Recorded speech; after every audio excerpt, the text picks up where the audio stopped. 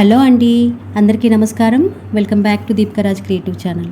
ఈరోజు ఈ వీడియోలో రెస్టారెంట్ స్టైల్లో ఇంట్లోనే చికెన్ పకోడీని ఎమ్మీగా ఏ విధంగా తయారు చేసుకోవచ్చో చూసేద్దాం. దానికన్నా ముందుగా వ్యూవర్స్కి చిన్న రిక్వెస్ట్ అండి, please do like, share and comment and subscribe our channel. ఇక్కడ నేను చికెన్ పకోడీ కోసం పకోడీకి చేసుకోవడానికి వీలుగా ఉండేటట్టుగా చికెన్ని ఈ విధంగా చిన్న చిన్న పీసెస్ లాగా కట్ చేయించుకొని తీసుకున్నాను. మీరు కూడా పకోడీకి అయితే ఈ విధంగా చిన్న పీసెస్ లాగా కట్ చేయించుకొని తీసుకోండి. తర్వాత ఈ చికెన్ని 3 సార్లు శుభ్రంగా క్లీన్ చేసుకొని వాటర్ అంతా డ్రైన్ చేసి ఒక పెద్ద బౌల్లోకి తీసుకున్నాను. దీంట్లోకి 1/2 టీ స్పూన్ జీలకర్ర పొడి, 1 టీ స్పూన్ ధనియాల పొడి, 1 టీ స్పూన్ గరం మసాలా,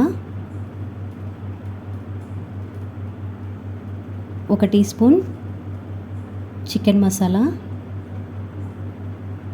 తర్వాత కారానికి తగినట్టు నేను ఇక్కడ 1 టీ స్పూన్ ఫుల్గా కారం తీసుకున్నాను. మీ దగ్గర అవైలబుల్లో ఉంటే 1/2 teaspoon Kashmiri red chilli powder వేసుకోండి. ఇప్పుడు మనకి పకోడీ మంచి కలర్లో రెస్టారెంట్ స్టైల్లో కనిపిస్తుంది.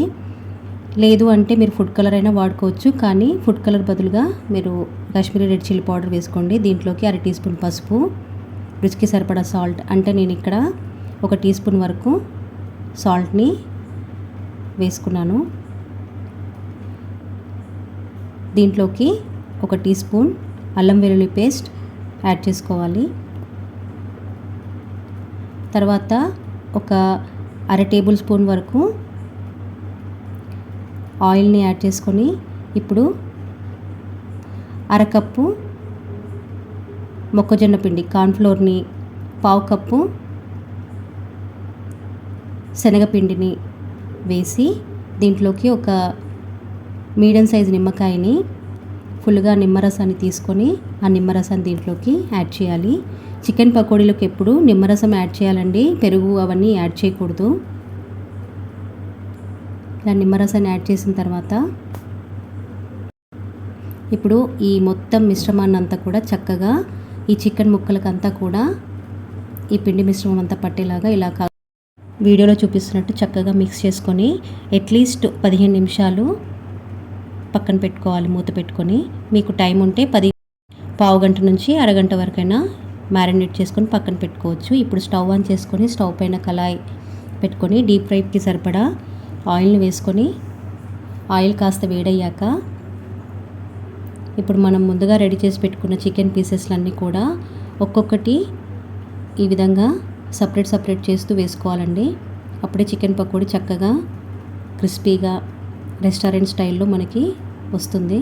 వీడియోలో చూపిస్తున్నట్టు ఇలా పీసెస్ని అంతా కూడా నెమ్మదిగా ఆయిల్ కాస్త వేడయ్యాక జాగ్రత్తగా ఫ్లేమ్ని మంటని లోలో పెట్టుకొని ఈ పీసెస్ అన్నీ యాడ్ చేశాక మంటని మళ్ళీ హైలో పెట్టుకొని వీటిని ఫ్రై చేసుకోవచ్చు.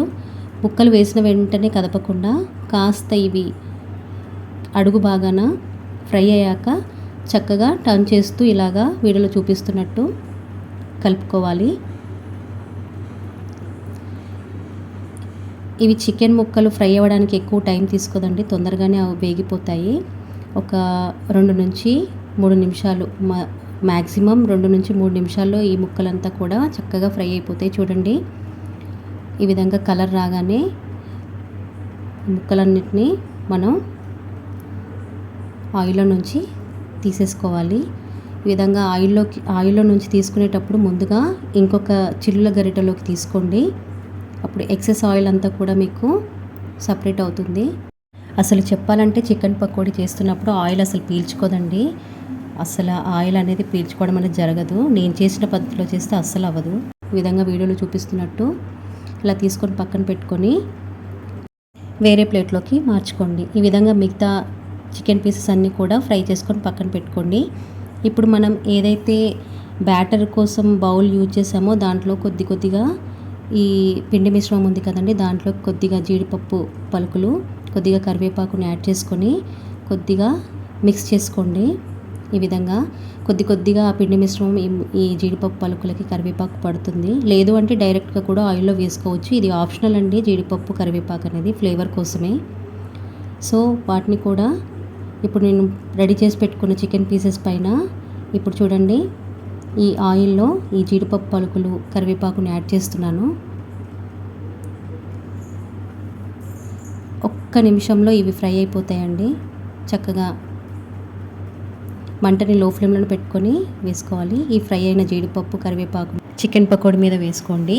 మిర్చి ఇష్టపడే వాళ్ళు పచ్చిమిర్చిని మధ్యలోకి చీల్చి సన్నగా చీల్చుకొని వాటిని ఆయిల్లో వేపుకొని వీటిని కూడా డెకరేట్ చేసుకోవచ్చు.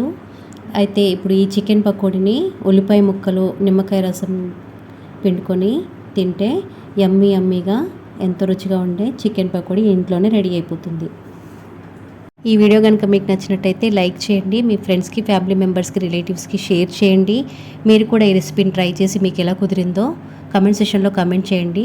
మన ఛానల్ని కనుక మొదటిసారి చూసినట్టయితే సబ్స్క్రైబ్ చేసుకొని పక్కనే ఉన్న బెల్ ఐకాన్ క్లిక్ చేసి ఆల్ అనే ఆప్షన్ని క్లిక్ చేయండి. Thank you for watching.